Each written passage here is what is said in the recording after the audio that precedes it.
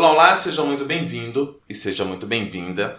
Este episódio ele vai ser um pouco diferente hoje. Nós vamos revisitar o episódio de número 13. Por quê? Porque o sistema que nós utilizamos para fazer a distribuição do nosso podcast, não se sabe por quê, deu pau e não nos deram uma resposta suficientemente útil para que a gente pudesse resolver essa indisponibilidade de postar o episódio 31 na data de hoje. Então, não tem o 31, vamos inverter os algarismos e vamos revisitar o episódio 13, Elas que Lutem. Por favor, fique conosco. Até mais. Em busca de uma verdade absoluta, enfrentamos nossas próprias lutas. Como um maestro, a vida usa uma batuta e nos ordena: vamos à labuta, seu filho da pátria. Hoje falaremos do embuste, do Ela que Lute.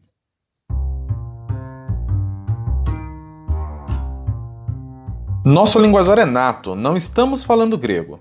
Aqui falamos como aprendedores colaborativos sobre aprendizagem significativa, criativa, organizacional, filosofia, pedagogia, psicologia. Matite Vômenos, o olhar de aprendiz e um pouco de Diz que me diz. Sejam todos bem-vindos ao nosso podcast. Olá, olá, você que nos ouve, seja muito bem-vindo ao nosso episódio de número 13. E aí, Welder, belezinha, meu caro? Para uns, ele é um número que não traz muita sorte, para outros, ele traz muita sorte, mas para nós é o número do episódio que estamos mais uma vez nessa querida podosfera. Então, meu querido, fala você. Então, rapaz, 13 episódios, hein? Chegamos aí a essa marca. Que bom que a gente tá gostando de fazer isso. É um prazer sempre falar com você, é um prazer sempre conversar sobre o nosso aprendizado com os ouvintes, porque a gente acaba aprendendo de novo, né? A gente acaba reforçando aquilo que a gente aprende. Então, de fato, é muito gostoso estar aqui falando mais uma vez e vamos falar, então, vamos à luta, né? Vamos à luta, falar sobre como travar as nossas batalhas diárias. Bom episódio pra você, bom episódio pra todos.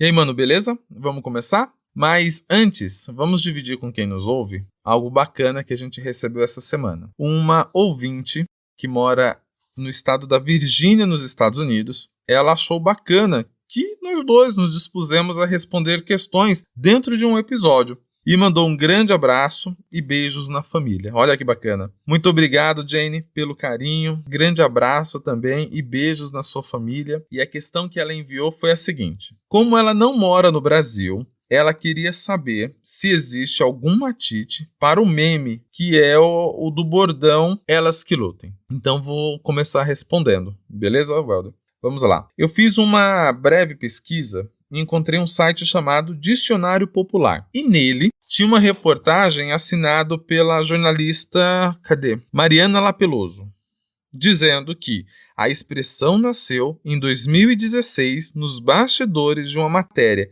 em que a Geise Arruda fez ao lado da Graciane Barbosa. E quando ela publicou a foto desses bastidores, ela usou a legenda com a frase: Elas que lutem. Isso para falar sobre o trabalho que dá para ter um bumbum duro. Pasme! Elas que lutem é sobre não ser um bunda mole, no sentido literal da coisa, cara. Vamos lá. Penso que ser um bunda mole, por si só, já é um bom matite. Mas como não estamos falando sobre o prisma apenas do Diz que me diz, creio que quem nos ouve gostaria de ouvir também sobre o prisma do matite mesmo, aquele da aprendizagem.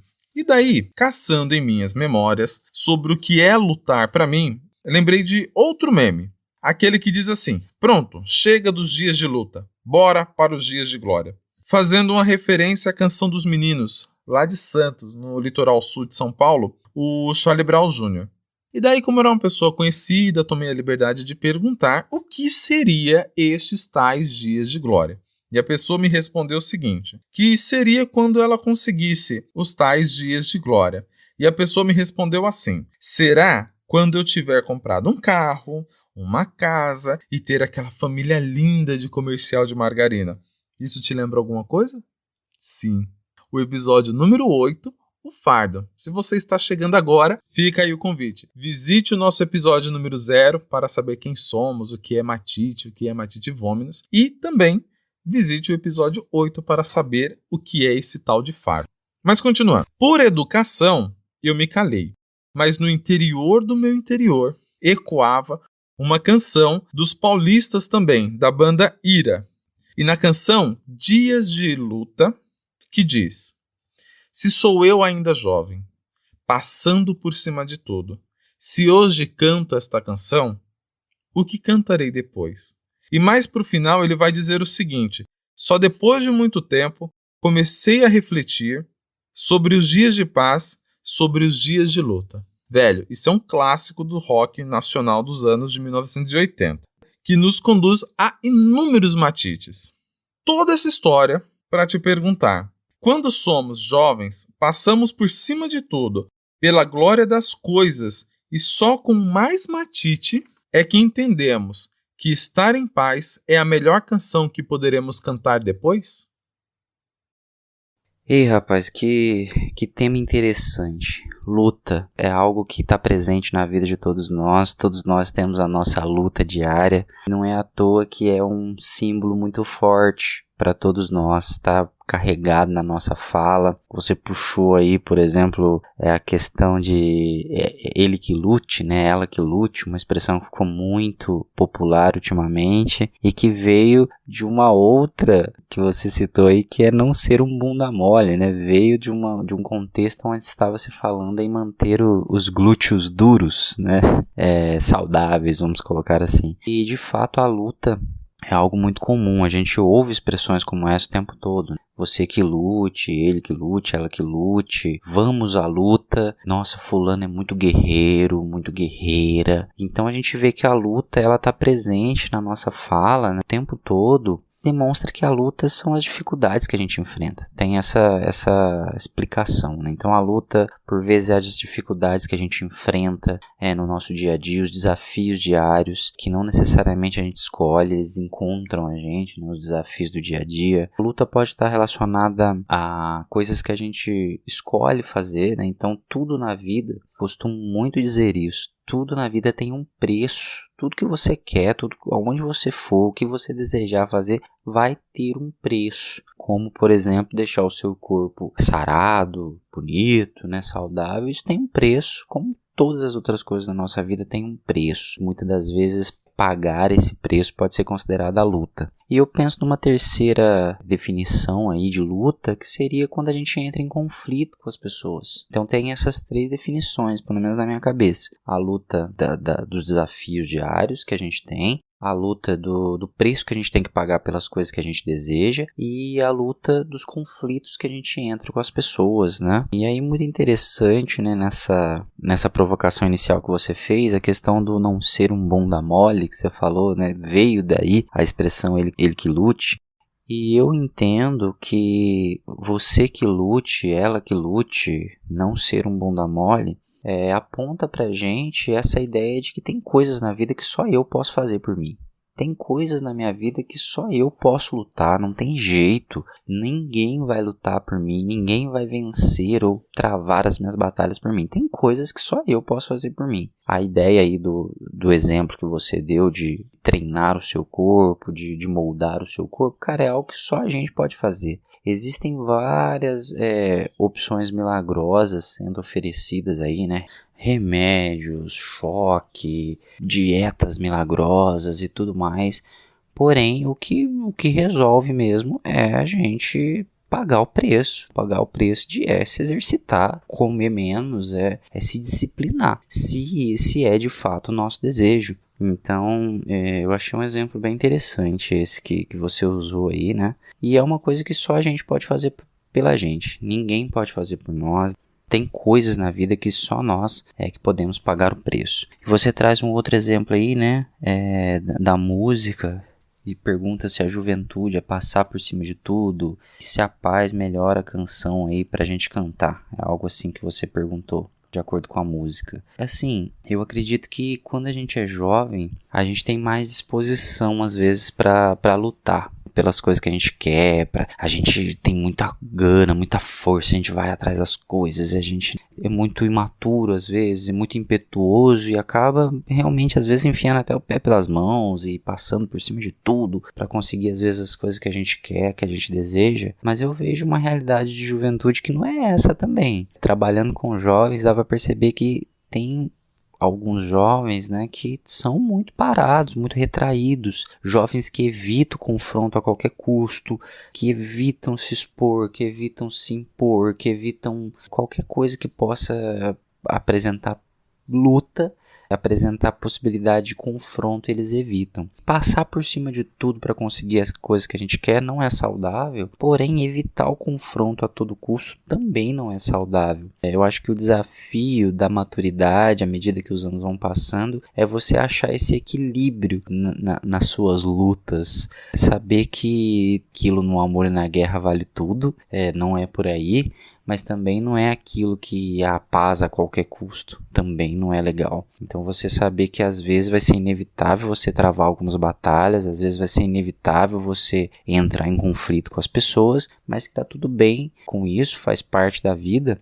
E também que não tem problema eu lutar, não tem problema eu entrar em batalhas, mas eu posso sim entrar em batalhas estratégicas e também usar armas mais honradas na batalha, travar batalhas honradas. Eu não preciso tudo e me valer de todos os meios para vencer as minhas batalhas. Eu vou aprendendo isso durante a minha evolução.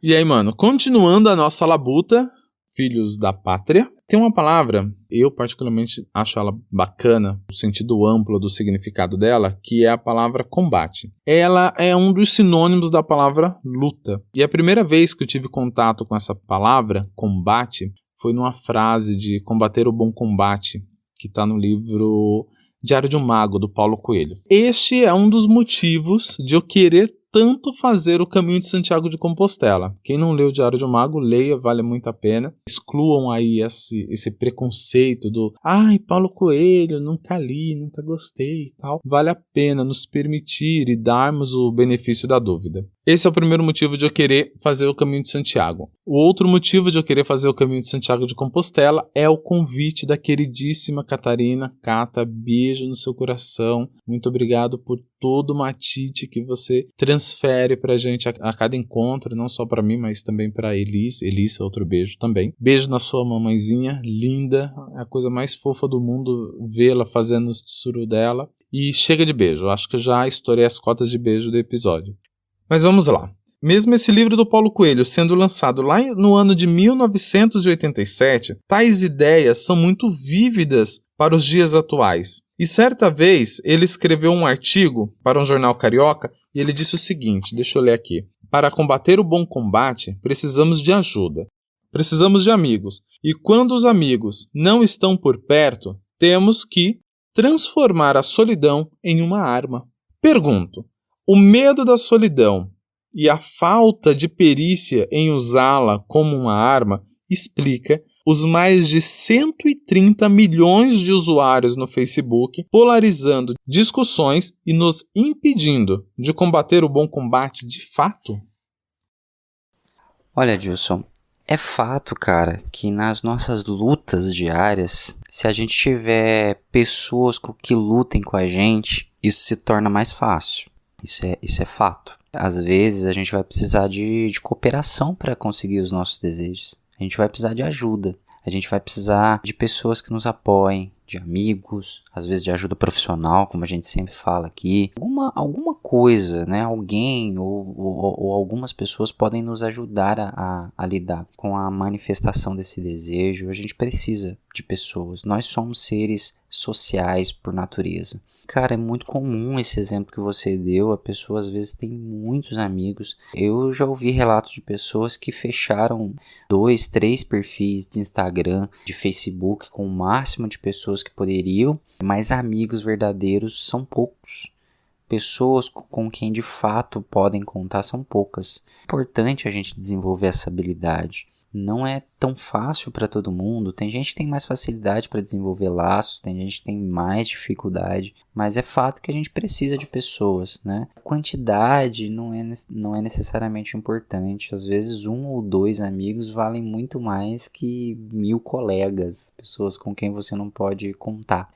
Tem pessoas que podem contar com a sua família para lutar junto com ela algumas batalhas. Geralmente a família, por mais que seja disfuncional, às vezes tem algumas coisas. Aqui eu não sei a cultura como que é aqui, mas eu lembro que lá em Minas, a família, quando alguém casava, por exemplo, estava construindo e tal, a família se unia para encher a laje da casa da pessoa que ela estava construindo, para ajudar, para fazer um mutirão às vezes, para ajudar a pessoa da família a conquistar um sonho, a travar certas batalhas. Mas às vezes, de fato, a cooperação ela não é possível.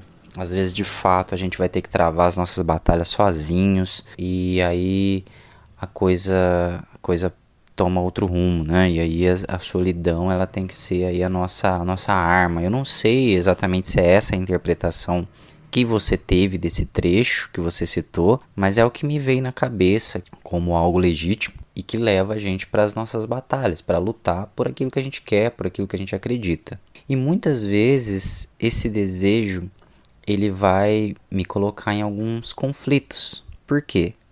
O meu desejo, em algum momento, vai esbarrar no desejo do outro. Quando o meu desejo entra em conflito com o desejo do outro, aí as guerras acontecem, né? Então, assim, a gente falou de batalhar nas dificuldades que a gente tem na vida, que são aí as nossas necessidades, buscar sanar as nossas necessidades. Uma outra questão aí da luta é quando a gente tem que entrar em luta de fato contra outras pessoas, metaforicamente falando, para poder fazer o nosso desejo prevalecer, né? Para fazer valer aquilo que a gente acredita, que a gente quer. E a paz a qualquer custo, como a gente falou, ela não é saudável também. Então tem muitas pessoas que sempre se anulam, por mais que elas tenham desejos, por mais que elas tenham vontades, por mais que elas tenham opiniões, elas se calam, elas se retraem, porque não querem entrar em conflito, não querem entrar em combates, não querem criar desconfortos para ela e para os outros. Só que isso acaba não sendo saudável para ninguém. Às vezes para o outro, porque daí a voz do outro prevalece, o desejo do outro prevalece, aquilo que o outro quer prevalece, mas isso não me faz muito bem.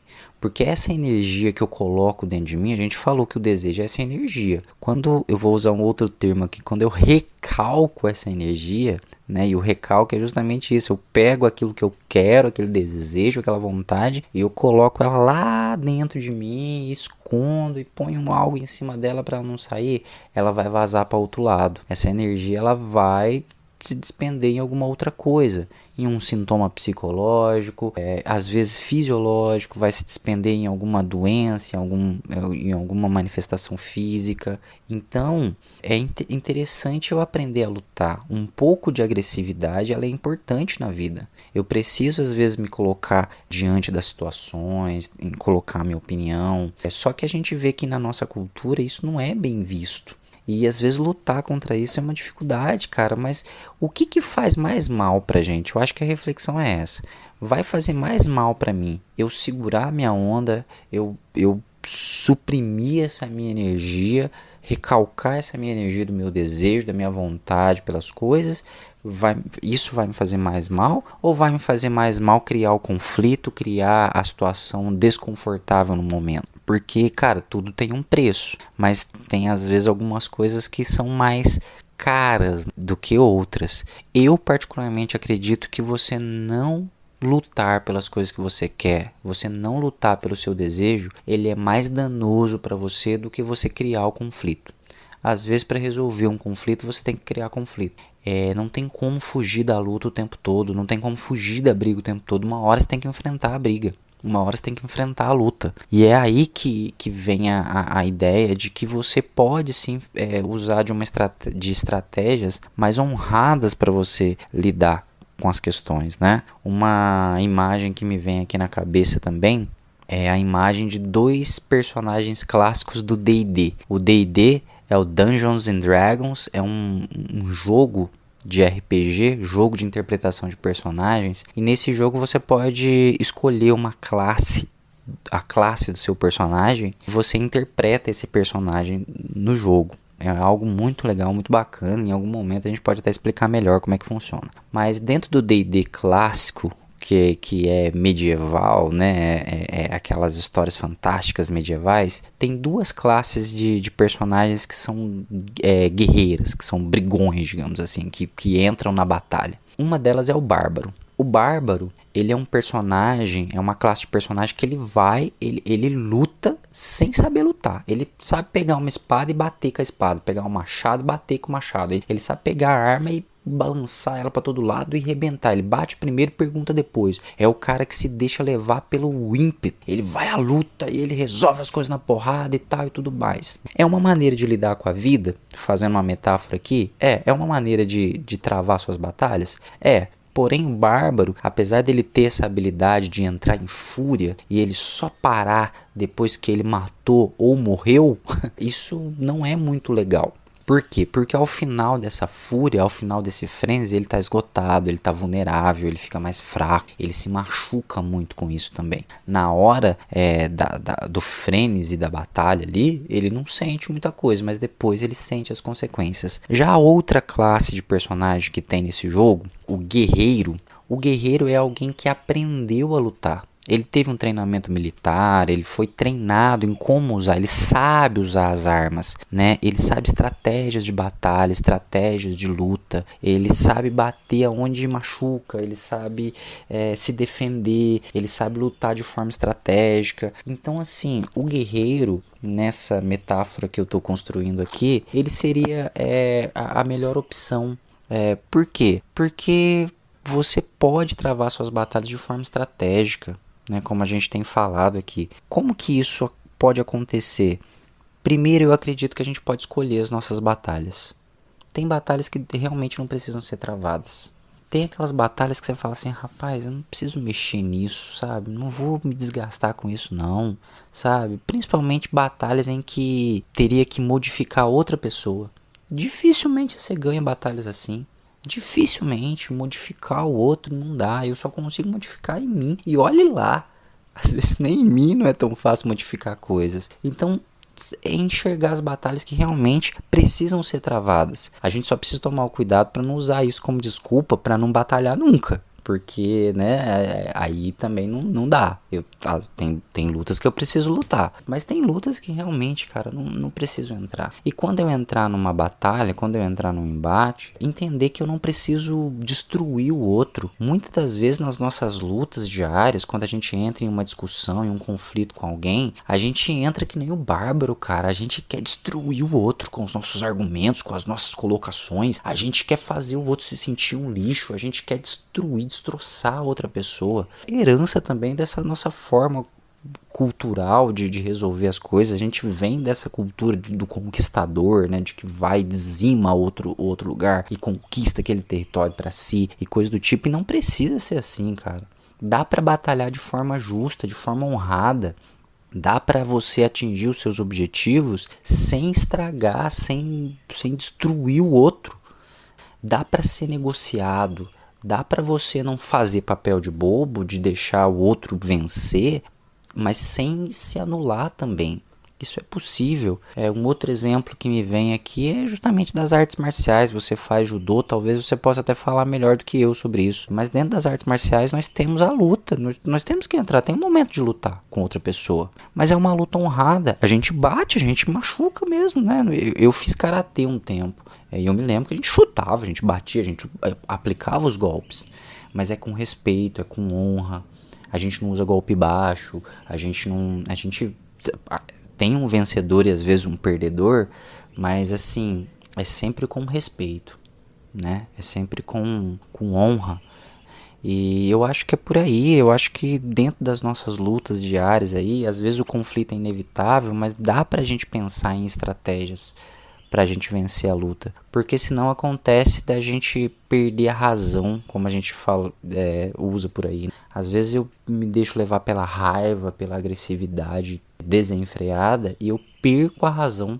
E aí eu perdi a razão e eu acabo perdendo a luta também. Ou então eu ganho a luta, mas aquela luta não tem sabor de vitória. É quando alguém fala assim, olha, você venceu. E aí você percebe, putz, acho que eu exagerei, acho que eu passei do ponto. Então assim, eu acredito que nas nossas batalhas diárias, quando a gente tem que lutar sozinho, a gente pode se valer dessas coisas. Então, para fechar, saber escolher suas batalhas. Tem batalhas que não precisam ser travadas, que só vai dar desgaste e ninguém vai sair ganhando com isso. Quando a batalha for inevitável, ou porque eu quero conquistar alguma coisa, eu quero valorizar o meu desejo, ou porque a batalha chegou em mim, das minhas dificuldades diárias, lutar como guerreiro, usando estratégias honradas, usando formas legítimas de vencer as minhas batalhas, escolhendo a melhor forma de discutir, ouvindo o outro também, tendo empatia, não querendo sobressair sobre o outro, não querendo sobrepujar o outro, não querendo destruir o outro, mas tentando ver a melhor forma dos dois saírem ganhando, né?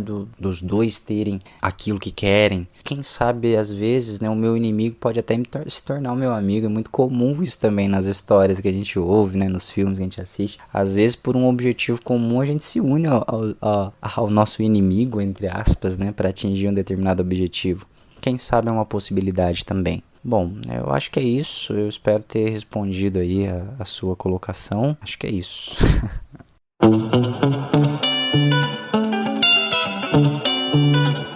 Cara, mais uma vez, muito obrigado pela sua participação, pela sua cooperação. Mais uma vez, muito obrigado, Jane, pela sua pergunta que nos ajudou demais na construção desse episódio de hoje. Se você tem dúvidas, manifestações, inquietações, mande pra gente. Quem sabe também faz parte de um dos nossos episódios, assim como foi no episódio anterior, que falávamos sobre as nossas reaprendizagens e hoje falando sobre o embuste do Elas que Lutem. Traga pra gente para que seja também o nosso Matite.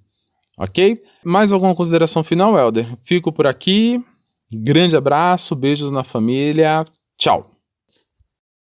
Bom, chegamos ao final então de mais um episódio. Eu espero que esse compartilhar do nosso aprendizado, da nossa luta diária, possa contribuir de alguma forma para a sua luta diária. Queria agradecer aqui a ouvinte aí dos Estados Unidos que mandou pra gente aí essa pergunta e que deu uma pauta pra gente aí também. Faça isso você também, se você quiser. Pergunte pra gente, na medida do possível a gente tenta responder aqui dentro dos episódios. Mais uma vez, obrigado por ouvir até aqui. Até a próxima. Forte abraço. Até mais. Chegamos ao final deste episódio, que contou com a colaboração de Bruno Reis, Welder Santos, Rosângela França, Stephanie Oliveira e eu, Adilson Matias de França. Lembre-se de compartilhar com seus amigos, ou com não tão amigos assim, mas compartilhe. Para falar conosco, nos chame pelo Instagram ou pelo YouTube. Aprendiz Matite, Mathite, Aprendiz Matite. Ficamos por aqui. Tchau!